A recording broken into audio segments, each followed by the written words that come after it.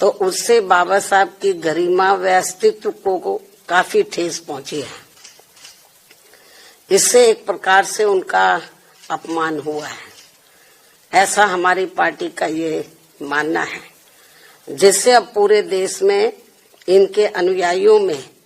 जबरदस्त गुस्सा व आक्रोश व्याप्त है और ये इनके कहे गए शब्द इनको जल्दी ही वापस ले लेने चाहिए तथा इसके लिए इनको पश्चाताप भी जरूर करना चाहिए, तो ये बेहतर होगा। वरना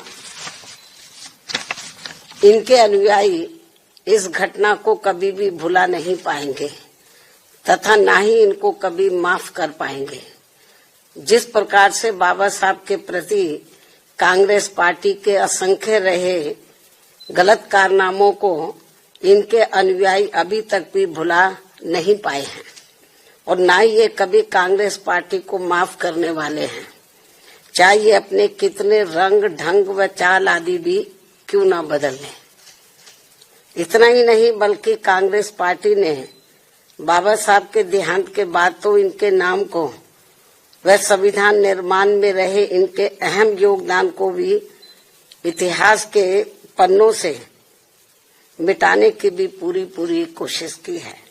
हालांकि अपने इस मकसद में ये पार्टी अब तक जरूर कामयाब हो जाती, ये कांग्रेस पार्टी अब तक जरूर कामयाब हो जाती यदि बाबा साहब डॉक्टर भीमराव अम्बेडकर के देहांत के बाद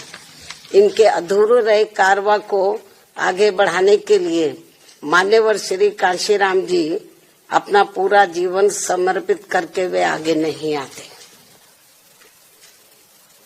जिसको मंजिल तक पहुंचाने के लिए मुझे भी अपनी पूरी जिंदगी समर्पित करनी पड़ी है। इसके साथ ही मान्यवर श्री कांशीराम जी ने बाबा साहब के संघर्ष व इनके कारवां को खत्म करने वाली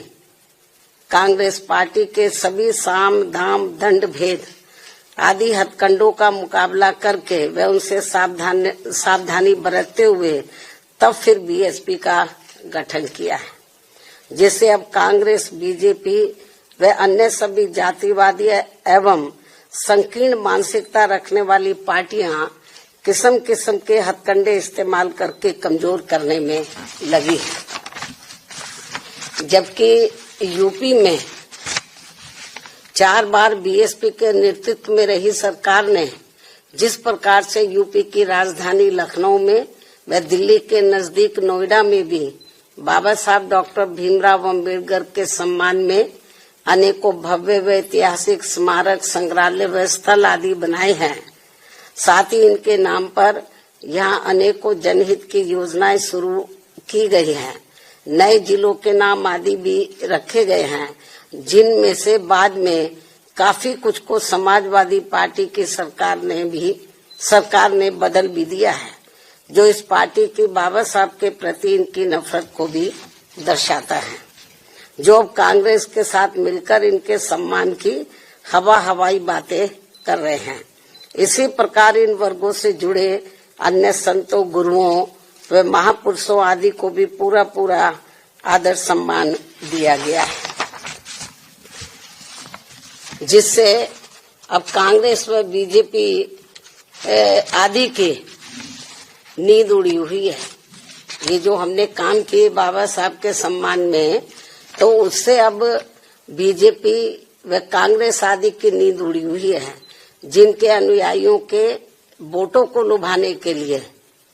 जिनके अब बाबा साहब के जो अनुयायी हैं या अन्य संत, गुरु और महापुरुष हुए हैं, उन जो दलित और अन्य पिछड़े वर्ग से ताल्लुक रखते हैं,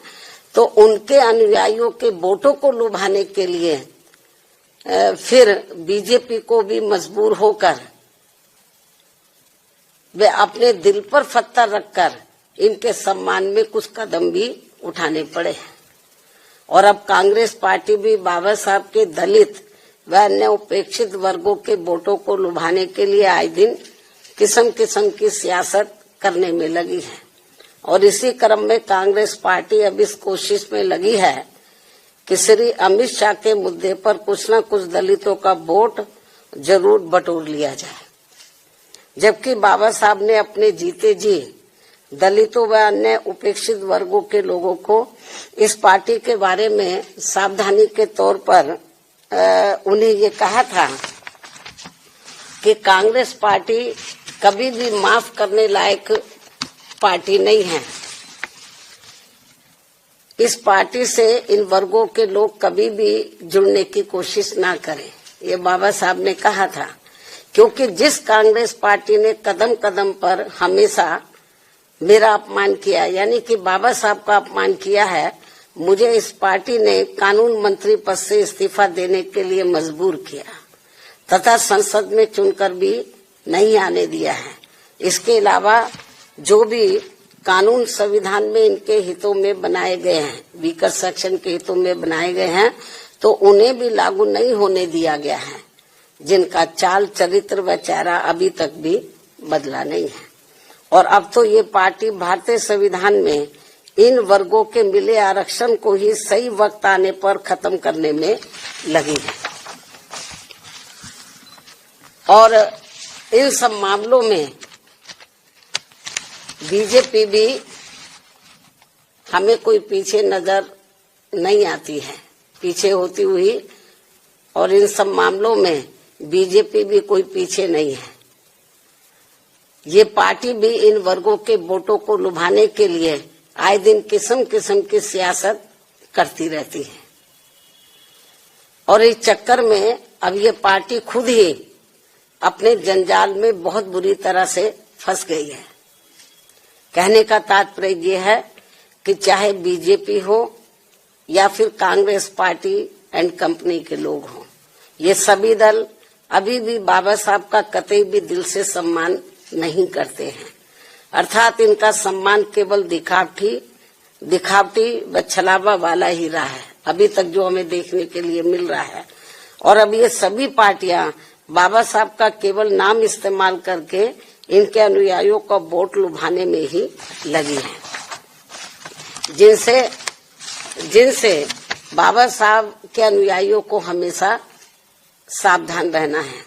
और अभी ने बाबा साहब के पद चिन्हों पर चलकर अपनी एकमात्र हितैषी पार्टी बीएसपी से ही जुड़कर अपने मसीहा व भगवान बाबा साहब डॉक्टर भीमराव अंबेडकर का नाम यूपी की तरह पूरे देश में भी रोशन करना है, ताकि फिर कांग्रेस, बीजेपी व अन्य कोई भी जातिवादी व संकीर्ण मानसिकता रखने वाली पार्टी कभी भी इनका अपमान करने की अपनी हिम्मत न जुटा सके, तथा फिर आए दिन इनके अनुयायियों का हर स्तर पर हो रहा शोषण व उत्पीड़न आदि भी होना काफी हद तक जरूर बंद हो जाएगा। संक्षेप में अब मेरा यही कहना है कि खासकर दलितों व अन्य उपेक्षित वर्गों के वोटों के लिए पिछले 1-2 दिनों से संसद में सत्ता व विपक्ष के बीच में जो सियासत चल रही है और उनके वोटों के लिए इनमें मेरे व तेरे अम्बेडकर हैं, जो ये सब चल रहा है, और अब इनकी ये लड़ाई धक्का मुक्की तक भी उतर आई है, ये सब शोभा नहीं दे रहा है। और पूरे देश के जो वीकर सेक्शन के लोग हैं, ये सब देख रहे हैं इनकी ये जो सियासत चल रही है वीकर सेक्शन के वोटों के खातिर, ये सब देख रहे हैं। मुझे नहीं लगता जो कुछ ये सियासत चल रही है तो वीकर सेक्शन के लोग न सत्ता के बहकावे में आने वाले हैं और न ही विपक्ष के, क्योंकि उनको ये मालूम पड़ गया ये हमारे हितों में कुछ करने वाले हैं नहीं, केवल हमारा वोट चाहते हैं और संविधान की बात जरूर करते हैं लेकिन संविधान पर अमल नहीं करते हैं। और यदि इन्होंने संविधान पर अमल किया होता तो फिर बाबा साहब अपने कानून मंत्री पद से इस्तीफा क्यों देते? और फिर आज जो कांग्रेस हमें या विपक्ष या कांग्रेस या जो अन्य विपक्ष जो हमें सत्ता से बाहर नजर आता, वो नहीं आता। यदि ये ईमानदारी निष्ठा से संविधान का जो हमेशा संविधान को दिखाते रहते हैं, उस पर इन्होंने रत्ती भर भी अमल नहीं किया कांग्रेस पार्टी एंड कंपनी के लोगों ने। और यदि अमल किया होता तो आज इनकी इतनी बुरी हालत नहीं होती। आज इनको अपने रंग ढंग और चाल ये नहीं बदलने पड़ते। तो ये सब क्यों करना पड़ा है? क्योंकि इन्होंने इनको जो वीकर सेक्शन के लोग हैं, दलित व अन्य उपेक्षित वर्गों के लोग, तो इनको ये सोचा कि इनको किस्म किस्म के लालच देकर गुमराह इनको किया जाए, इनके लिए कुछ किया ना जाए। जैसे सदियों पहले ये गुलाम और लाचार बने रहे हैं